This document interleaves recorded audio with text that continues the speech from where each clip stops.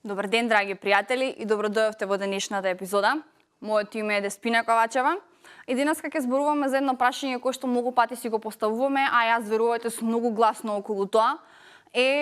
Што се случува кога вежбам на празен стомак или што се случува ако заминам гладен на тренинг. За почеток јас сум многу гласна околу ово, затоа што има толку многу муабети, стати, совети на интернет, од кои што едноставно и јас понекогаш не знам дали правилно работам или не, или дали кај мене е понекогаш грешката, но на крајот на денот ќе се освртам према тоа како мене најдобро ми прилега на телото и како јас најдобро се чувствувам, за да знам кој е правилниот начин.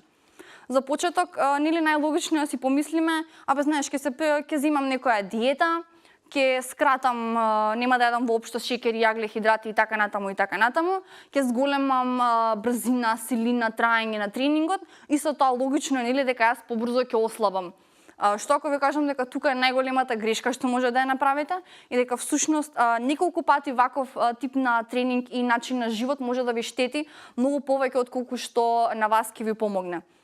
Тоа што нели многу пати сме читале статии на интернет дека ако тргнеме на тренинг гладни, особено се однесува ова на утринските тренинзи, а сме каснале нешто навечер, сега прашањето е од моја страна што е тоа нешто што сте каснале и што е и колку сати вие всушност сте ги поминале во спиење. Дали се тоа 3, 4, 5, 6, 10 и така натаму.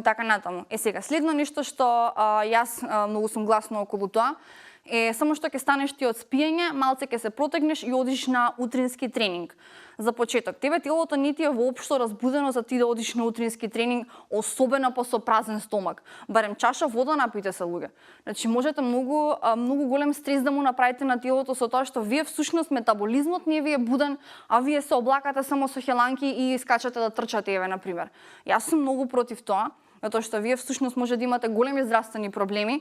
И јас во ниеден случај не препорачувам да се излезе на тренинг гладен.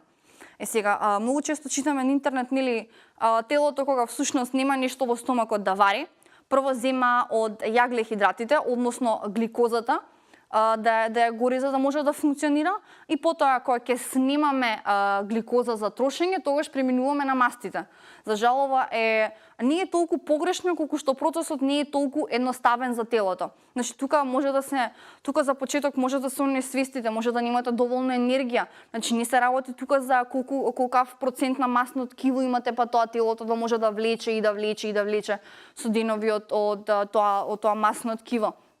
И затоа јас не препорачувам на никому да тргне на тренинг гладен. Сега некои експерти или спортисти велат дека со доволен оброк пред спиење всушност може да истрпат некој краток умерен тренинг пред да почнат всушност нешто да јадат, но на колку часа е тоа спиење и кој е тој правилен оброк кој што е за нив. Знаете дека правилниот оброк кај секого може да биде различен и тоа што е правилен оброк за некого може да не е правилен за мене во однос на нутритивен состав, затоа што може мене ми требаат поголема количина на јагле хидрати наутро, а на некого па и не.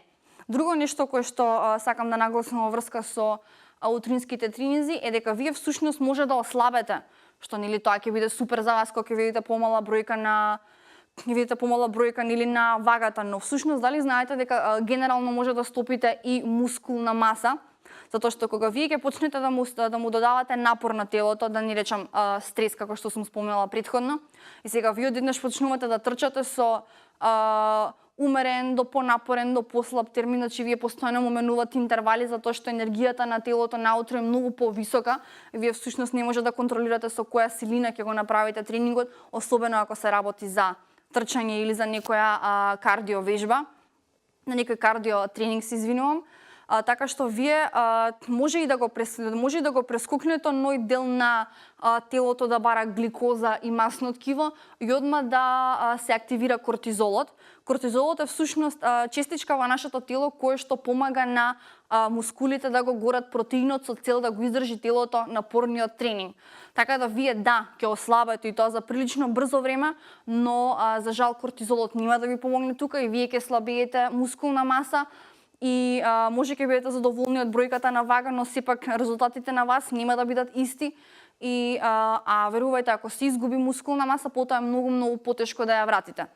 Така да, дечки, размислете, особено со однесува на утринскиот тренинг. Јас навистина се надевам дека вие нема да бидете цел ден гладни, па после работните обврски да влезете повторно во теретани да продолжите со вашиот тренинг, затоа што тоа е уште поголема грешка според мене. Еве јас, например, кога ќе тргнам од Савајле на трчање или на било каква спортска активност, ако имам некоја умерена средна активност, како што е трчање со побавно темпо или на интервали, гледам да каснам малце рака индиски ореви или бадеми или било какво некои природни масти, или пак на крај на краишта, ако сте толку зафатени, земете еден крекер со путерот кикирики и 3-4 парчиња банана. Јас не верувам дека ќе ви одземе кој знае колку време од тренингот. Секако чаша вода е обавезно и многу пати сум го кажала тоа. Така да немате или еве на крај на краишта едно барче од оние, или ако имате повеќе време, протеински шејк. Значи во денешно време има толку многу производи кои што ни се достапни, малтени и готови, кои што можеме да ги ставиме во фрижидер навечер, ако више толку немаме време да каснеме нешто.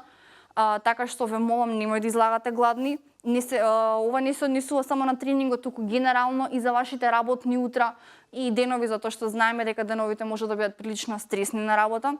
Така да каснете нешто пред да излезете, внимавајте на тоа колку време сте гладни, затоа што, како што ви реков, на крај може да направиме многу поголема штета отколку што да ослабеме и да бидеме стрикни со помалата бројка на вага. Така да, дечки, внимавајте на исхраната, бидете активни, а ние се гледаме во некој од наредните епизоди. Чао, чао!